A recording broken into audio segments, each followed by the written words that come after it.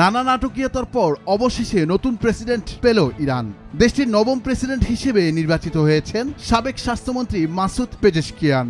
গত ৫ জুলাই শুক্রবার অনুষ্ঠিত ১৪তম প্রেসিডেন্ট নির্বাচনের দ্বিতীয় পর্বের ভোটাভুটিতে সংখ্যাগরিষ্ঠ ভোটে বিজয়ী হয়েছেন সংস্কারপন্থী পেজেশকিয়ান।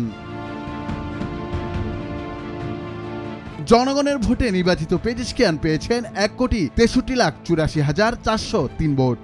অন্যদিকে সাবেক প্রধান পরমাণু আলোচক সাইদ জালিলির প্রাপ্ত ভোট সংখ্যা ১,৩৫,৩৮,১৬৯। বর্তমানে মাসুদ পেজেশকিয়ানের বয়স ৬৯ বছর। ইরানের পার্লামেন্টে ২০০৮ সাল থেকে উত্তর পশ্চিমাঞ্চলীয় তাবরিজ শহরের হয়ে প্রতিনিধিত্ব করছেন তিনি। ইরানের প্রধান সংস্কারপন্থী জোট তাকে সমর্থন দিয়েছে। সাবেক দুই সংস্কারপন্থী প্রেসিডেন্ট মোহাম্মদ খাতামি ও হাসান রুহানিরও সমর্থন পেয়েছেন তিনি। ১৯৫৪ সালে জন্মগ্রহণকারী নবনির্বাচিত প্রেসিডেন্ট পেজেশকিয়ান হার্ট সার্জারিতে বিশেষজ্ঞ ডিগ্রি অর্জন করেন। তিনি ২০০১ সাল থেকে ২০০৫ সাল পর্যন্ত ইরানের স্বাস্থ্যমন্ত্রীর দায়িত্ব পালন করেন। এছাড়া তার ঝুলিতে রয়েছে ইরানের ১০ম জাতীয় সংসদের ডেপুটি স্পিকারের দায়িত্ব পালনের অভিজ্ঞতা। গত ২৮ জুন প্রথম দফার নির্বাচনে কোনো প্রার্থী একক সংখ্যাগরিষ্ঠতা পাননি। সেবার পেজেশকিয়ান ৪২.৫% এবং জালিলি ৩৮.৭% ভোট পেয়েছিলেন। এ কারণে গত ৫ জুলাই দ্বিতীয় দফায় ভোট অনুষ্ঠিত হয়। গত মে মাসে ইরানের পূর্ব আজারবাইজান প্রদেশে হেলিকপ্টার বিধ্বস্তের ঘটনায় ইরানের প্রেসিডেন্ট ইব্রাহিম রাইসির মৃত্যু হলে সাংবিধানিক বাধ্যবাধকতায় নতুন প্রেসিডেন্ট নির্বাচনের আয়োজন করা হয় দেশটিতে।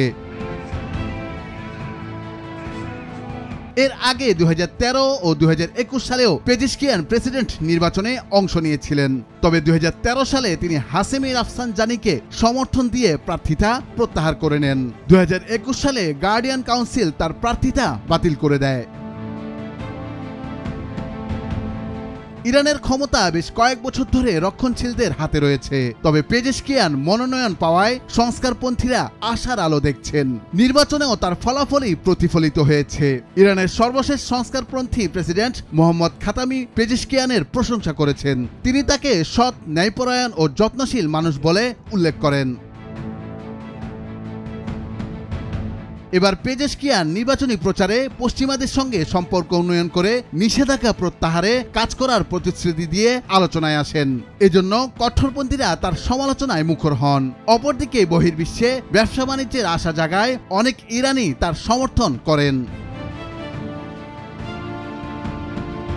নুরুল আফসার, নিউজ ডেস্ক, ভোরের কাগজ।